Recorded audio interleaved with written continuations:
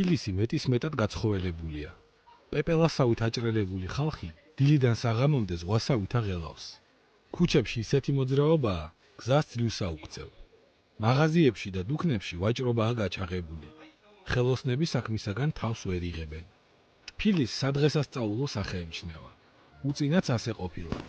ახალი წელი, დიდი იმედებისა და მოლოდინების ზეიმი, თბილისში განსაკუთრებული მნიშვნელობის დღესასწაული იყო.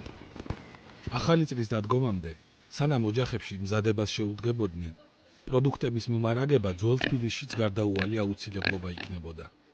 ამ ეტაპზე საქმეში თბილისის ბაზრების ნამდვილი ბატონები, ჩარჩები ერთვებოდნენ. ამიტომაც ყველა სიძვირეზე წუხდა. მოდის ბედნიერი დღეები და მასთან სიძვირე, მამასის ხლობაო. ქალაქში თითქმის ყველაფერი იშოვებოდა. კარგი რომი, კონიაკი, სხვადასხვა ლიქიორები, არაყი და სხვა სასმელები. ასევე ხიზილალა და ყველი შვეიცარიისა, შოკოლადი და რაღა თქმა უნდა საჩუქრები და ფეშქაშები, საშობაოდ და საახალწლოდ. ამ გაცხოველებულ აღებმიცემობაში ბუნებრივია თბილისის კრიმინალური სამყაროს წვრილფეხობაც აქტიურდებოდა. ჯიბგირები, რომელთაც არავითარი შრომა და ჯაფა არ ეხერხებათ, დატრიალდნენ თავისებურად, დაიწყეს ქურდობა და ამგვარად ნაშოვნის ფულით ემზადებიან ახალი წლის სადღესასწაულოდო.